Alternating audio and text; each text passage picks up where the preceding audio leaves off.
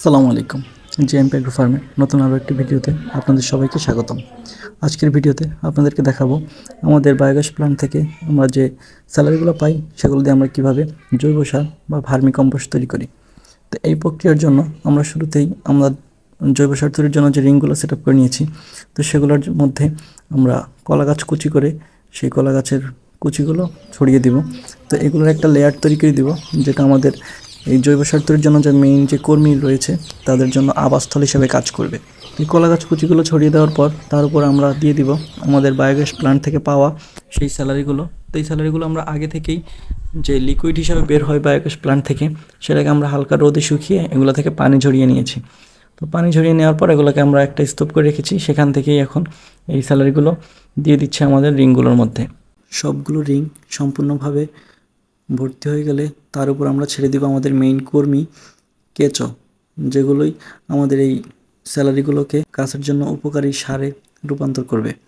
অর্থাৎ এই কেঁচোগুলোর গায়ে এক ধরনের রাসায়নিক পদার্থ থাকে, যেটা এই স্যালারির সাথে মিক্স হয়ে স্যালারিকে দ্রুত জৈব সার তৈরিতে সাহায্য করে।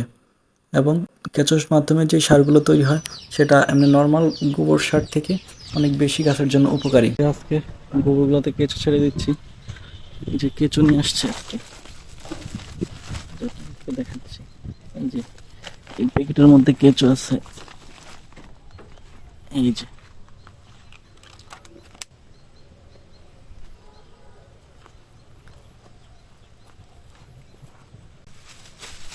এই যে কেঁচোগুলা। তো এইগুলার শরীরে একটা রাসায়নিক পদার্থ আছে, তো সেইটা যখন এই যে গোবরের সাথে মিক্স হবে তখন সেটা খুব সুন্দর একটা সার হবে। তো সেটাকেই আমরা ভার্মি কম্পোস্ট বলি এবং এটা গাছের জন্য খুব উপকারী। এই কেঁচোগুলো আমাদের সাধারণ মাটিতে যে কেঁচো থাকে সেগুলো এক না, এগুলো এক কেজি কেঁচোর দাম মোটামুটি 1200 টাকা করে। দেখতে পাচ্ছেন কেঁচোগুলো ছেড়ে দিলাম, এগুলো আস্তে আস্তে ভিতরের দিকে ঢুকে যাবে ইনশাল্লাহ। সবাই ভালো থাকবেন, সুস্থ থাকবেন।